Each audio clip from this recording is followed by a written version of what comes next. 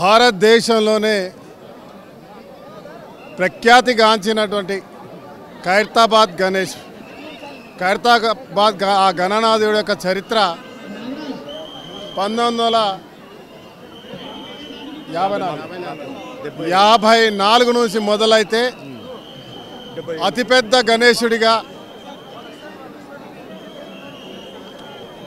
భారతదేశంలో ప్రత్యేకంగా ఈరోజు భారతదేశంలోనే ప్రత్యేకంగా అతిపెద్దైన ఈ 70 సంవత్సరాలు ఈరోజు పూర్తి చేసుకొని సప్తముఖ మహాశక్తి వినాయకుడిని ఈరోజు అతిపెద్ద 70 అడుగుల వినాయకుడిని ఏర్పాటు చేసుకొని మరొక్కసారి చరిత్రాత్మక నిలిచిన సంఘటన మన తెలంగాణ హైదరాబాద్ నగరం ఖైరతాబాద్కి దక్కిందని గర్వంగా చెప్పొచ్చు.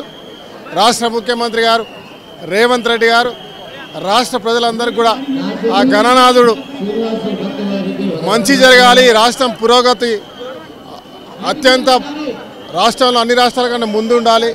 గత 10 సంవత్సరాలు రాక్షస పాలన నడిచింది, ఈరోజు మంచి పాలన కొనసాగాలి, అందరి కష్టాలు నెరవేరాలని ఆ గణనాథుని కోరుకుంటూ మరి మేము కూడా చిన్ననాటి నుంచి ఈ ప్రాంతానికి వస్తున్నాను.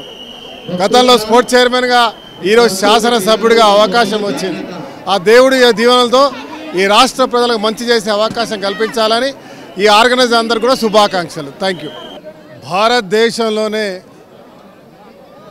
ప్రఖ్యాతిగాంచినటువంటి ఖైరతాబాద్ గణేష్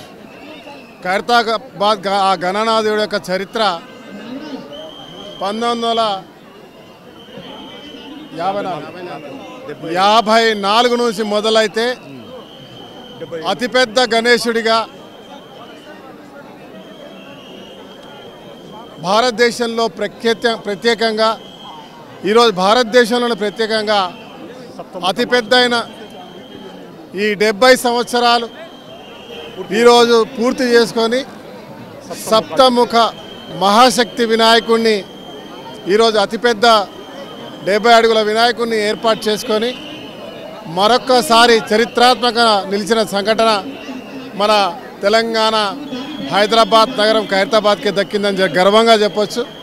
రాష్ట్ర ముఖ్యమంత్రి గారు రేవంత్ రెడ్డి గారు రాష్ట్ర ప్రజలందరికీ కూడా ఆ గణనాథుడు మంచి జరగాలి, రాష్ట్రం పురోగతి అత్యంత రాష్ట్రంలో అన్ని రాష్ట్రాల కన్నా ముందు ఉండాలి, గత 10 సంవత్సరాలు రాక్షస పాలన నడిచింది, ఈరోజు మంచి పాలన కొనసాగాలి, అందరి కష్టాలు నెరవేరాలని ఆ గణనాథుని కోరుకుంటూ మరి మేము కూడా చిన్ననాటి నుంచి ఈ ప్రాంతానికి వస్తున్నాను. గతంలో స్పోర్ట్స్ చైర్మన్గా ఈరోజు శాసనసభ్యుడిగా అవకాశం వచ్చింది. ఆ దేవుడి దీవెనలతో ఈ రాష్ట్ర ప్రజలకు మంచి చేసే అవకాశం కల్పించాలని ఈ ఆర్గనైజర్ అందరూ కూడా శుభాకాంక్షలు. Thank you.